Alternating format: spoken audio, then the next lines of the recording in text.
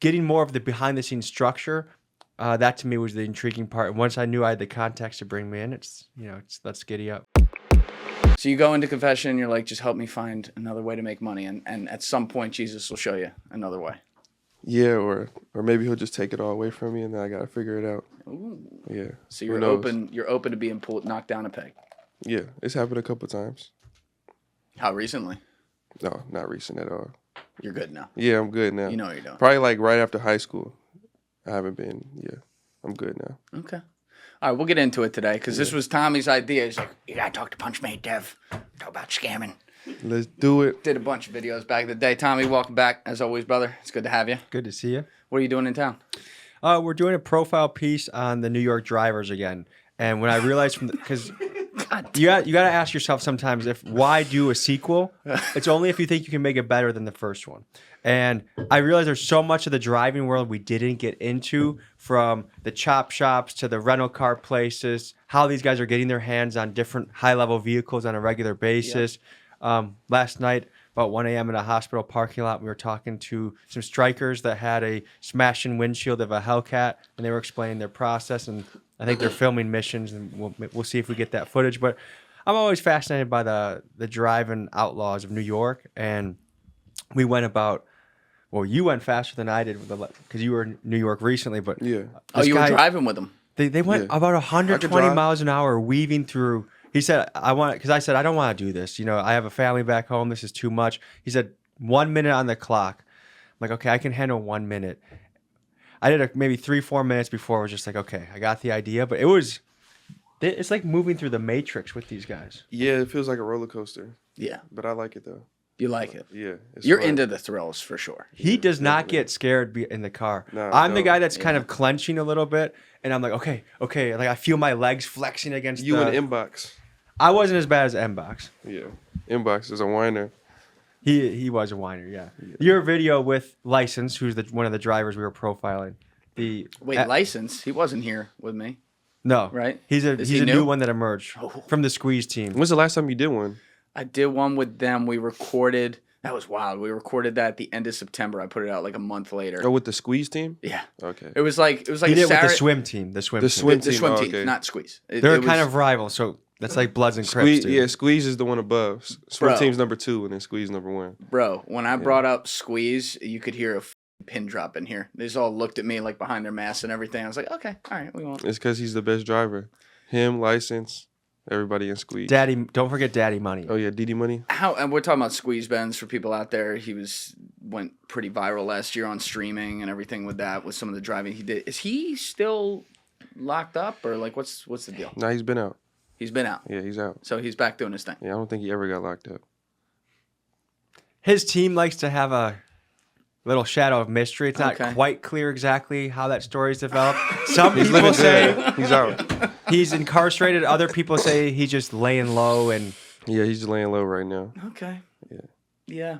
Interesting guy. I mean, there's something like when I talk with those guys, what was so, and now I'm talking about the swim team guys, because obviously they do the same thing. What's so interesting to me is that outside of the driving, they're the most normal, relaxed, laid-back dudes. Like, a lot of them don't even drink or smoke or anything. Like, they don't do anything else. Yeah, a lot of them don't drink or smoke. I wouldn't say the most laid-back, but yeah, they don't drink or smoke. But the ones that were in here, we had like 5 Oh, of them the swim in here. team. Okay, yeah, I don't know. No, I'm not going to talk about the Squeeze guys. I can't speak to that. But the swim guys are so laid back. Yeah. I'm like, but you do this like one thing that's kind of crazy. I mean, they're incredible drivers. I will give them that. Like, when you watch these videos, they are unbelievable drivers, but they're still doing it on roads with little old ladies driving.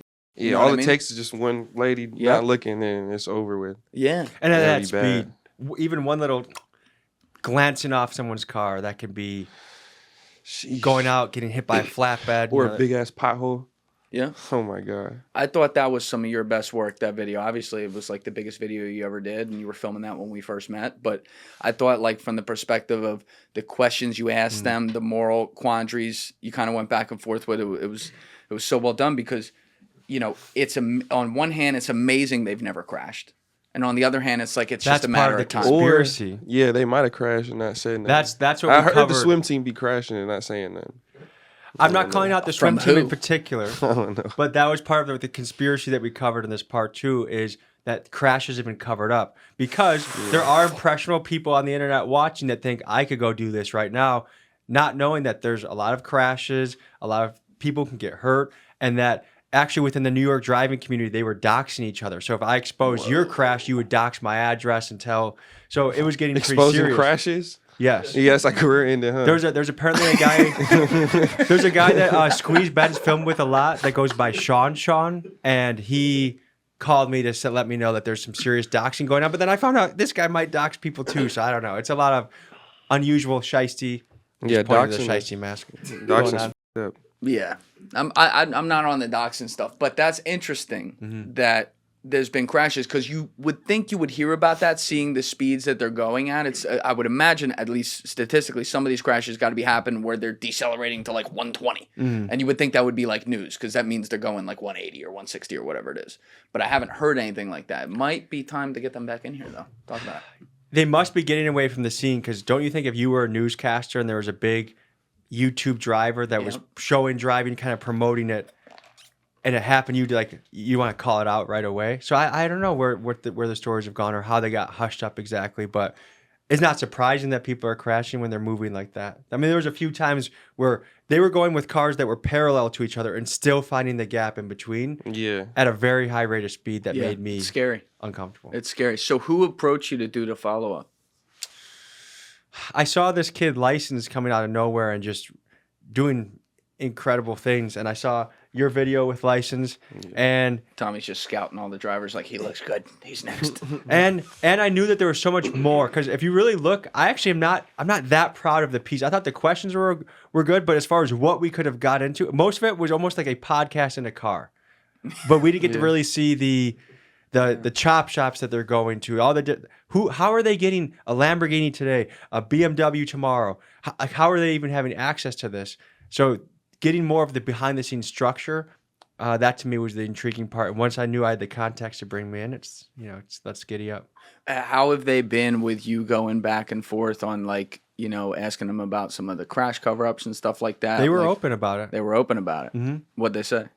There is cover ups, and that I think we should be open with it because I think License, one of the things he did was he posted his own crash. I think he's had one crash and he posted it and took it like a man. Interesting. Which I think is that's like being a UFC fighter.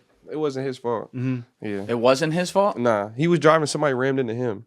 And he was blind in his eye, the other person that was driving. Oh, it was a blind person. And he wasn't even supposed to be driving with him anyway. A blind person was driving, dude? He's blind on one side, so it wasn't even his fault. License is a good driver. I sleep in the car when he cuts You up. sleep in the car with him? I swear to God, yeah. You're built different. He's good. Different. Yeah. I When trust him. did you first meet him? Maybe like 2 months ago.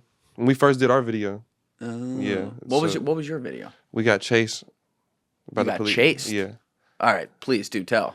Yeah, so we was at a Home Depot, and then we thought it was a That's cop how car. it starts, man. Home Depot. Yeah, the Home Depot. We thought it was a cop car that pulled up, and then we thought it was the police and everything. We got away, and then like a month later, like some other YouTuber was in a fake cop car chasing us. Yeah. It was a YouTuber. Yeah, it was a YouTuber, but we had no clue. Who's that? I think his name's Sean. The one you're That's talking about. Sean? Yeah. That's the same I guy? think so. So he had intel that you guys were going to be there or something. I guess That he sounds put like an an air inside tag in job somebody's to me. car or something. Yeah. This is a kind of a building 7 of the car community. That didn't take long. Jesus Christ. But I look at you though, Devin. I'm like, how are you not in jail? Not for the car stuff. Yeah. But for everything else, because here's this guy who you go out there, you show people how to scam, you teach courses on how to scam. Yeah, but okay, yeah, but if you've seen Tommy G's video, the reason I was teaching it and everything is to prevent somebody else from getting scammed. It was a community service kind of Yeah, I'm a Right. fraud prevention you're a type fraud of guy. prevention guy. Yeah. But you were a fraud, not prevention guy to start off. Maybe possibly a super long time ago, before I was Okay. even Punch Made Dev. Before you were Punch Made Dev. Yeah. What were you then? Just Dev? Yeah, just Dev. Just Dev. Yeah.